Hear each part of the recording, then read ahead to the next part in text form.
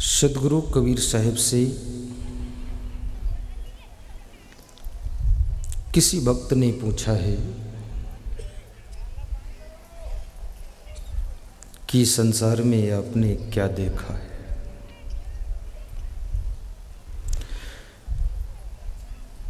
आपको ये संसार कैसा लगा?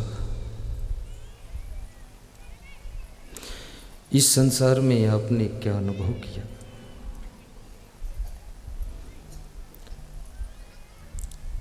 संसार को जितने लोग देखते हैं अपने अपने अंदाज से अलग अलग देखते हैं। संसार तो एक ही है,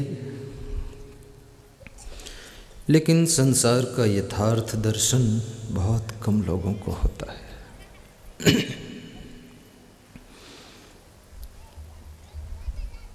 वास्तविक रूप हमें आपको दिखाई नहीं देता है। जिसकी दृष्टि शुद्ध है उसको ये सृष्टि का वास्तविक रूप दिख जाता है। तो कबीर साहब कहते हैं, संसार में मैंने जहाँ तक लोगों को देखा है प्रायः समस्त नर नारियों को मैंने दुखी ही देखा है। दुख,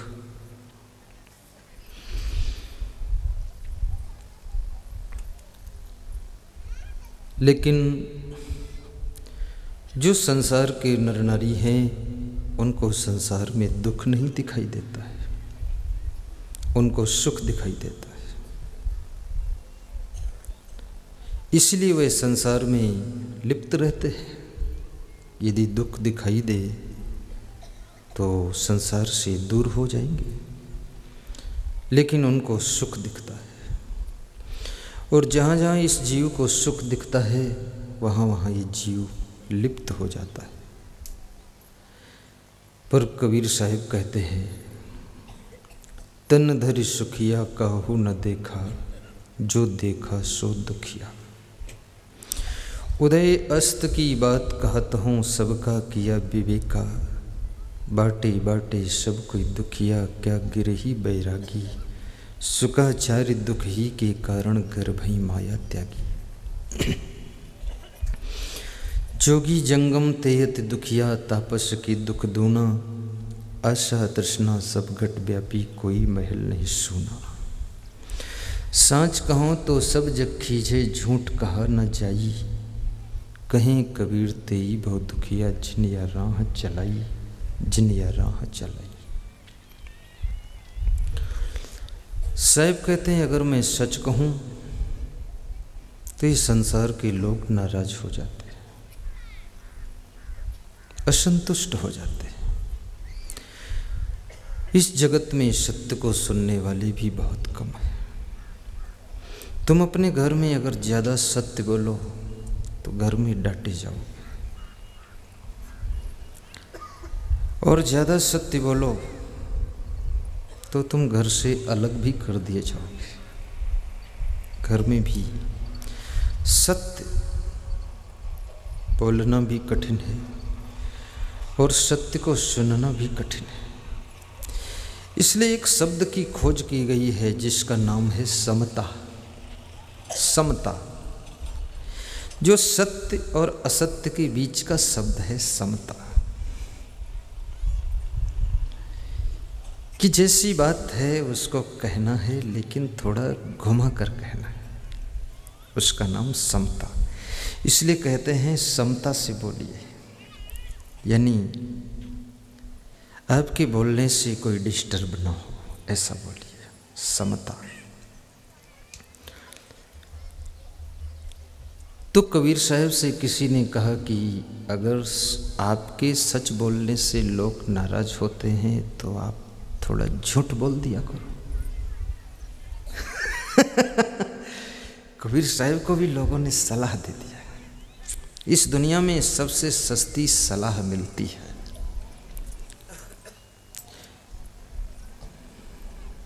सलाह।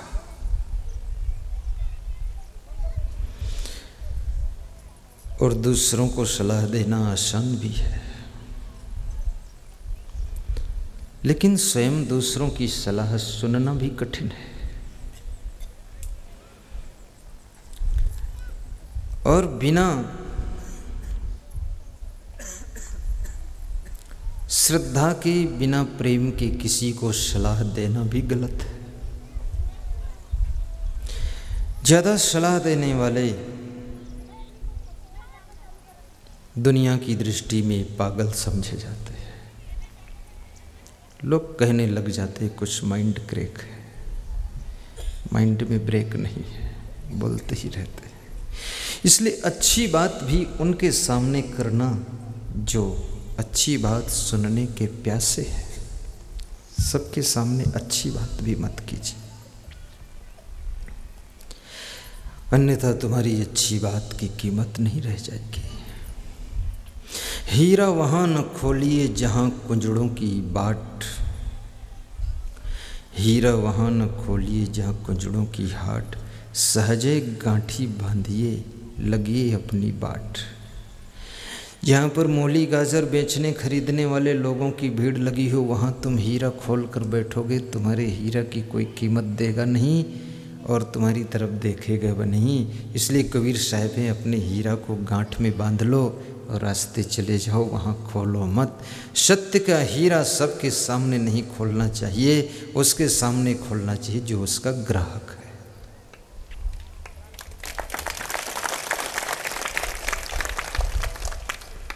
तो कबीर साहब को किसी ने सलाह दिया कि थोड़ा झूठ बोल दिया करो, थोड़ा मिलावट करो। तो कबीर साहब ने बहुत अच्छा जवाब दिया कि साच कहूँ तो सब जग खींचे, सच कहता हूँ तो पूरा जगत नाराज होता है, लेकिन झूठ कहा न चाहिए। झूठ मुझसे कहा नहीं जा सकता है, बहुत कठिन हो गया। झूठ कह नहीं पाऊंगा और सच कहता हूं तो लोग नाराज हो जाते हैं। तो फिर किसी ने फिर सलाह दे दी कि फिर कुछ मत कहो, चुप रहो। तो कबीर साहब ने जवाब दिया कि बिना कहे मुझे रहा ना चाहिए। बिना कहे भी नहीं रह पाऊंगा, क्योंकि मेरे अंदर पीड़ा है, कहूंगा जरूर।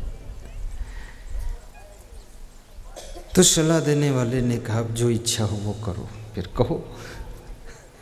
तो कबीर साहब ने कहा है, क्या कहा? तन धरि सुखिया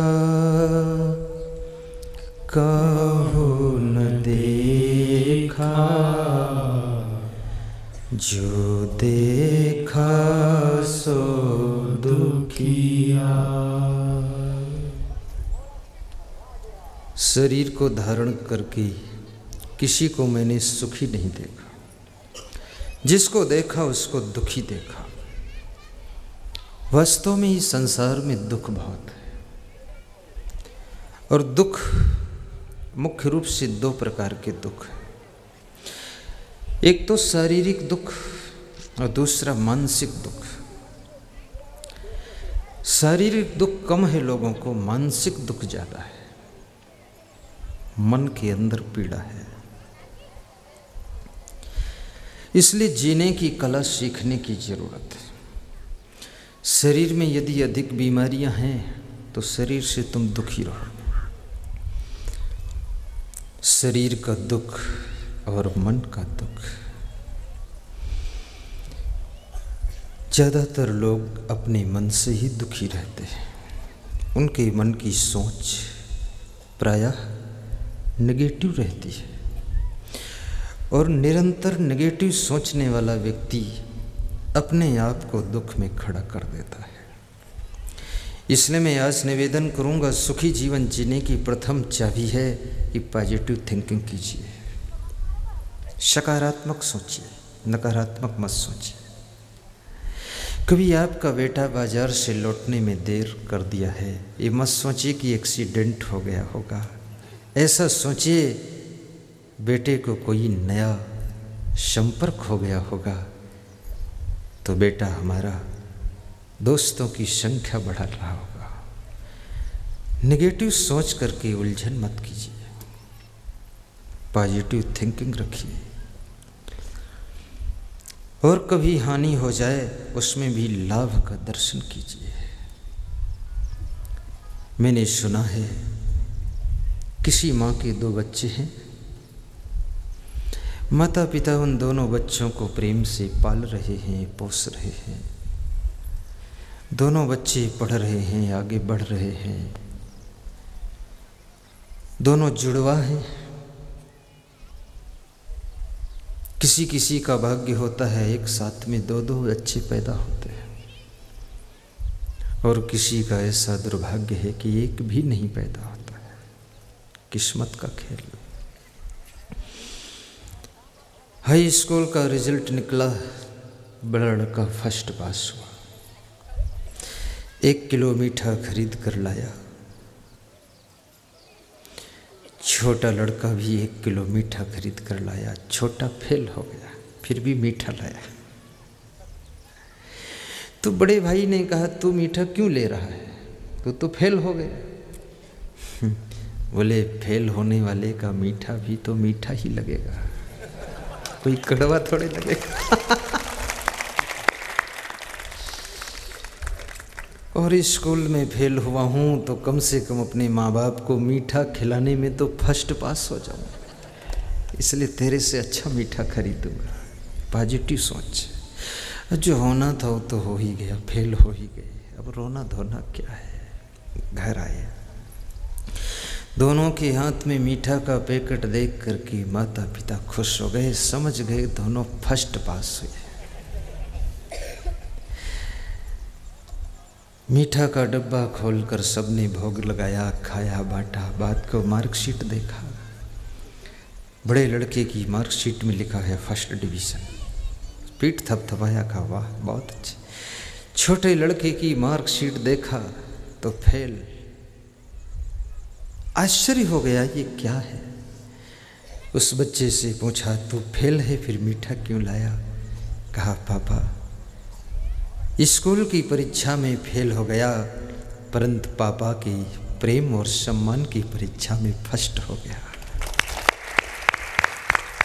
आपका आदर है। पिता बहुत नाराज हुआ, नेगेटिव सोच का व्यक्ति था। एक थप्पड़ मारा, कहा सब बर्बाद कर दिया, समय और पैसा सब लॉस हो गया। माँ ने कहा कोई बात नहीं। माँ की सोच पॉजिटिव थी। माँ ने कहा जो फर्स्ट पास हुआ है उसको सर्विस मिलेगी, हमसे दूर रहेगा, पैसे कमा कर लाएगा, घर की व्यवस्था चलेगी। और जो फेल हो गया है उसको सर्विस नहीं मिलेगी, वो हमारे पास रहेगा। जो पास हुआ है वो दूर रहेगा, धन कमा कर लाएगा। जो फेल हुआ है वो पास में रहेगा, रोज़ सुबह शाम पानी पिलाएगा। एक फेल होना भी जरूरी।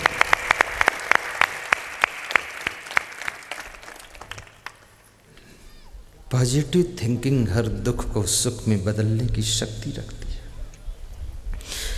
इसलिए आज से मैं निवेदन करूंगा, कोई बीमारी आए ये मत सोचना कि अब जाएगी ही नहीं। ऐसा सोचना पहले भी कभी आई थी, चली गई थी, इस बार भी चली जाएगी। बहुत सी बीमारियां भी मानसिक संबंध रखती है, इसलिए अपने मन को बीमार मत होने दो। सकारात्मक सोच रखिए। आपकी पत्नी बीमार हो, सोच लो कि बहुत जल्दी अच्छी होगी। दूसरी चीज, जैसा आपको सिस्टम मिला है उस सिस्टम में अपने आप को सेटिस्फाई करना भी सीखो। इन कलाओं को सोचना। जैसी पत्नी मिली है, जैसा घर मिला है, जैसे माता पिता हैं, उनमें अपने आप को संतुष्ट करो। अब जो मिला है उसके लिए फिर हाय हाय मत करो। जो भी बेटी है, बेटा है, उसके साथ अपने आप को सेटल कीजिए।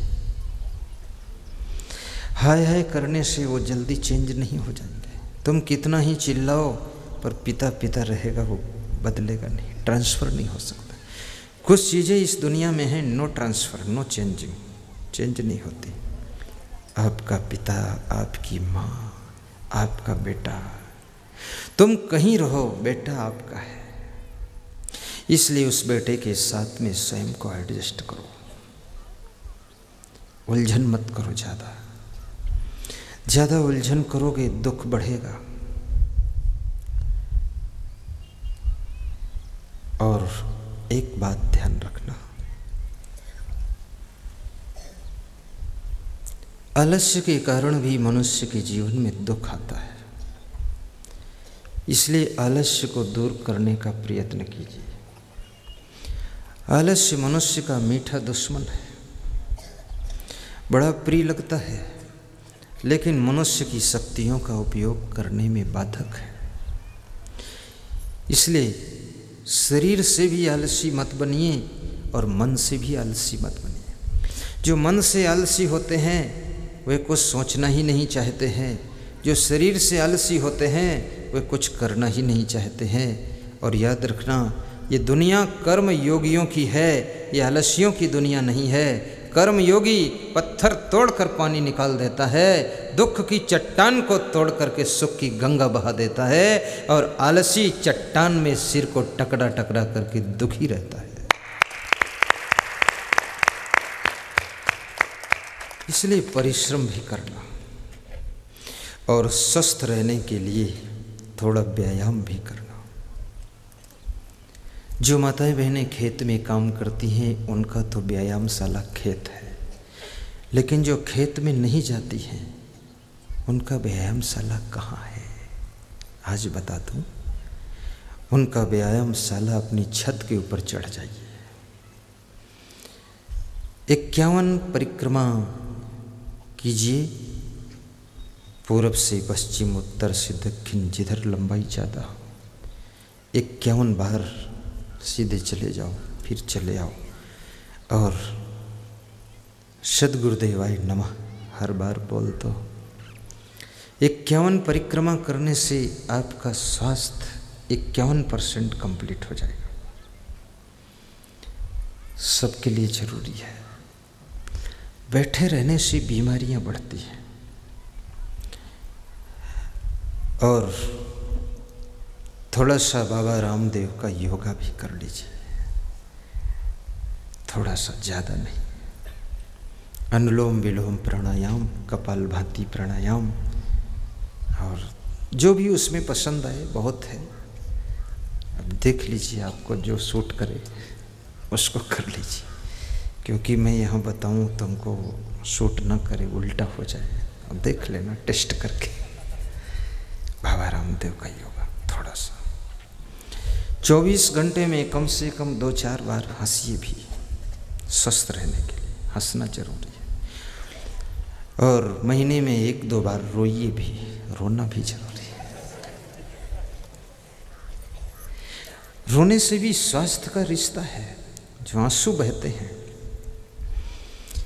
आंसुओं का स्वाद कैसा होता है? कोई बता सकता है? आंसुओं का स्वाद कैसा होता है? बताओ। नमकीन होता है। इसका मतलब ये हुआ कि तुमने आंसुओं का टेस्ट लिया है। जब कभी रोए हो तो जीभ से चाट कर भी टेस्ट लिया। नमकीन। नहीं, टेस्ट तो मुझको भी मालूम, पर मैं कहना नहीं चाहता, क्योंकि मैं ही फंस जाऊंगा। तो किसी ने कह दिया, वो जानता नहीं था क्या फंसा हुआ है। वास्तव में आंसुओं का स्वाद नमकीन होता है, खारी होता है। जो ये खारीपन है, ये रोने से ऐसा केमिकल बॉडी से बाहर बह जाता है आँखों के माध्यम से, जो केमिकल अगर अंदर ही रहे तो हार्ट को बहुत नुकसान पहुंचाता है, हार्ट को। इसलिए महिलाएं अधिकतर रोती हैं तो इनका हार्ट अटैक नहीं होता है, ठीक रहते हैं। पुरुष बहुत कम रोता है। जब से होश संभालता है तब से पुरुष का रोना लगभग बंद हो जाता है।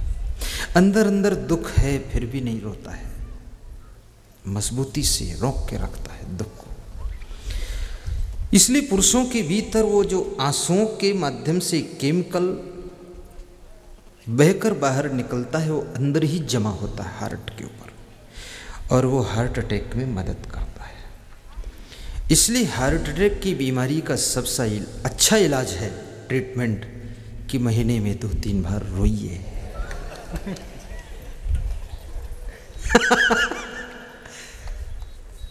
वैसा भी नहीं कि पूरे घर के लोग एक साथ रो,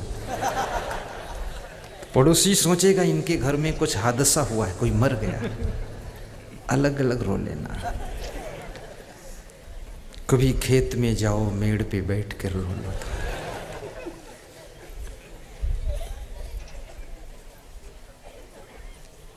रोना भी एक कला है। दूसरी चीज, गहरी नींद सोइए। गहरी नींद सोना स्वास्थ्य के लिए बहुत हितकारी है।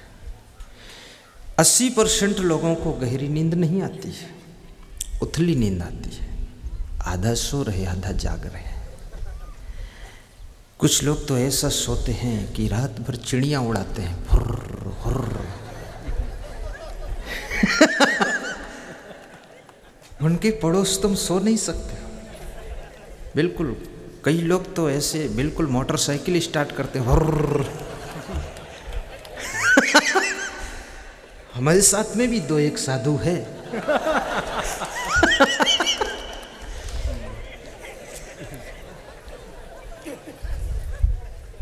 कभी कभी उसको मैं अपने कमरे में सुला लेता हूँ, भूल बस, जानबूझकर नहीं। रात में जब वो मोटरसाइकिल स्टार्ट करता है तो मैं फिर उसको जगाता हूँ, तू निकल बेटा। तो शांति से भी सोना है, सोइए और दूसरों को भी सोने दीजिए। अब आप ज़्यादा खुर्र फुर्र करोगे, दूसरा सो नहीं। कितने लोग तो नाक बजाते हैं, ऐसा बाजा बजाते हैं कि तुलसी राम का कैसियो फेल है। 10-20 प्रकार का म्यूजिक आवाज निकालते हैं।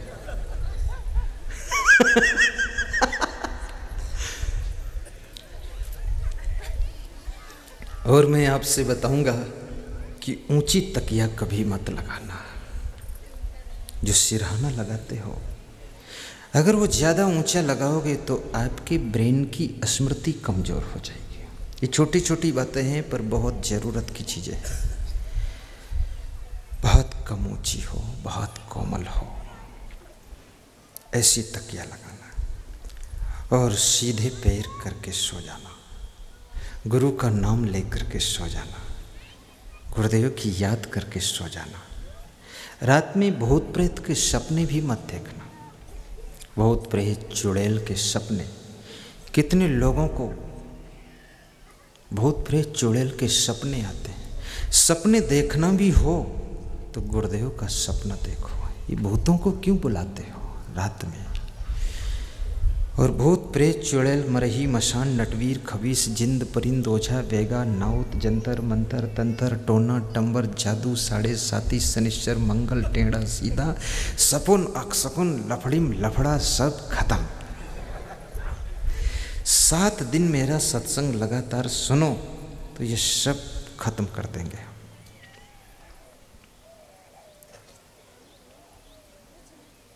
भूत प्रेत केवल मानसिक भ्रम है, सामाजिक भ्रम है। इससे भी प्रभावित मत होइए। और पानी ज़्यादा पीजिए। सवेरे सोकर उठिए, 2 गिलास पानी पियो, फिर मंजन कीजिए, फिर 2 गिलास पीजिए, फिर फ्रेश होइए, फिर बिल्कुल मत पीजिए। ऐसा नहीं कि बार बार पीजिए। खाली पेट में पानी नहीं पीना चाहिए। फ्रेश होने के बाद पानी मत पीजिए। उसके बाद थोड़ा सा छत के ऊपर परिक्रमा कर लो। उसके बाद थोड़ा सा योगा कर लो 20 मिनट। उसके बाद 10 मिनट 20 मिनट आराम करो, बेड रेस्ट सुबह सुबह। ज़्यादा हाय हाय मत करो। ये जो मैं आपको सिखा रहा हूँ ये मैं खुद भी करता हूँ। मेरे पास बहुत बड़ी जिम्मेदारी है, बहुत बड़ी जवाबदारी है, लेकिन फिर भी ये सब कर लेते हैं। इसको करने से आपको सुख मिलेगा। अगली चीज कि प्रसन्न रहने की आदत डालिए। दुखी रहने का स्वभाव मत बनाइए, खुश रहने की आदत डालिए। अकारण खुश रहो और कभी कभी अकेले में भी हंसो। मैं अभी मध्य प्रदेश डिस्ट्रिक्ट रतलाम आलोट तहसील में सत्संग कर रहा था। तहसील स्त्री सत्संग था। आयोजक श्री गंगाराम सिंधे जी थे। तो वे बहुत एक्टिव भक्त थे हमारे। बोलेरो गाड़ी से चलते थे झंडा बांध करके, हमारे आगे आगे फॉलो गाड़ी लगाते थे।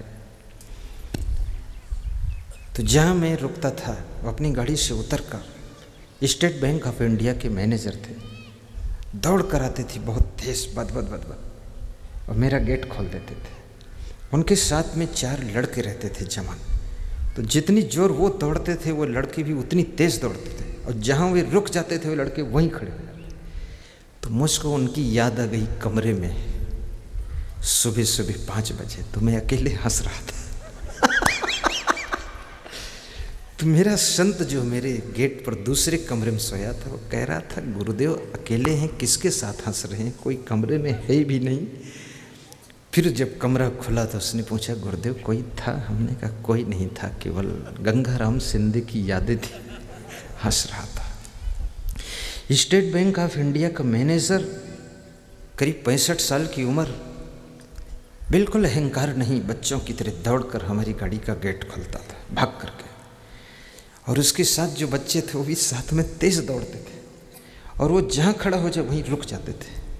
तो मैं उन बच्चों से पूछता था, दौड़ते हो केवल, कुछ करते नहीं हो? बोले साथ में दौड़ना है बस। ऐसा मज़ेदार आता है। कभी कभी अकेले भी हंस लिया करना, क्योंकि ये दुनिया पूरी कंप्लीट कभी नहीं होगी। यदि तुम सोचो घर में सब ठीक हो जाए तब मैं खुश रहूँगा, ऐसा कभी होगा नहीं।